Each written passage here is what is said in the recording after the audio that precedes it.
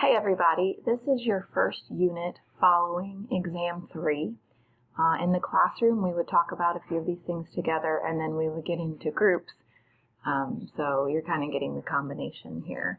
At this point you also would have written your family film analysis paper where you're comparing two different films from different decades, how families are portrayed, the crises they're going through, etc.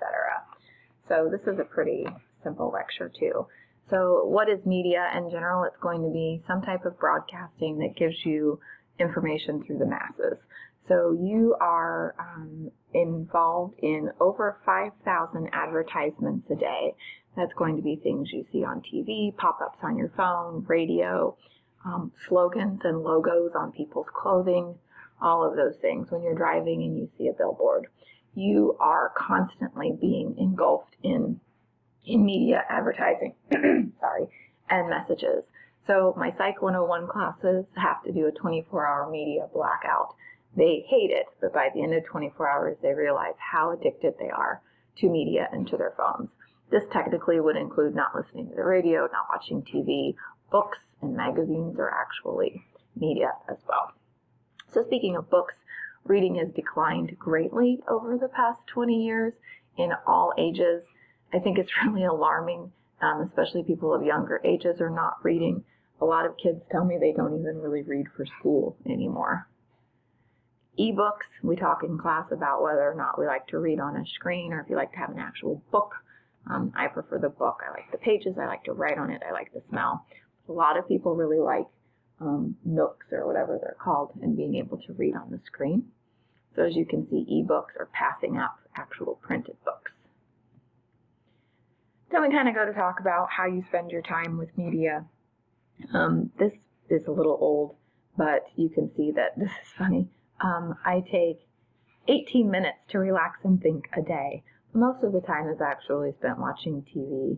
I'd say a lot of time on your phone, using videos and social media as well. This is the time that's spent watching traditional television, as you can see, in all age groups except for the over 65. It's actually went down increasingly. People are not necessarily viewing TV as much as they used to be. This is some of your technological advances since the mid-90s. The invention of the internet, the smart TV. I remember when I was a kid having a beta player and then VHS. Remember when CD players came out, DVD players, all that stuff. Heck, I remember when we got our first home computer. It was a really big deal. So a lot of advances in that, changing how we communicate, changing how we spend time, and how a lot of us work. I mean, think about it right now. If we couldn't have put you guys online, you wouldn't even be getting the rest of your class. So how people use social media, 72% of adults and 81% of teens. Interesting because you're supposed to be a certain age to even have accounts, but teens lie and get them anyway. This is a breakdown of ages of who uses social media in general. I have an issue with this because the older person has a cane and looks a little crippled up, and that's not an accurate depiction of everyone that's elderly, but whatever. Timeline of what kind of came out when. Facebook hit in 2004, but it wasn't that big of a deal. I remember the days of MySpace too.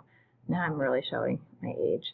And Instagram becoming a big deal a few years after Facebook. My students usually tell me that Facebook is for old people like me and that Instagram is for their generation. Not really sure.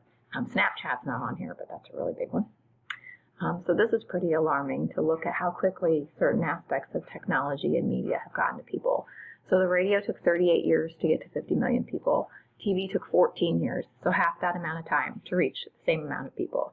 The internet only took 4 years to hit the same amount of people, 50 million. The iPad took 3 years to reach the same, amount, 50 million. But when social media came out, it only took 9 months to reach double the amount of people. So again, the radio took 38 years to reach 50 million people. The social media only took 9 months to reach double what the radio met in 38 years. That is crazy.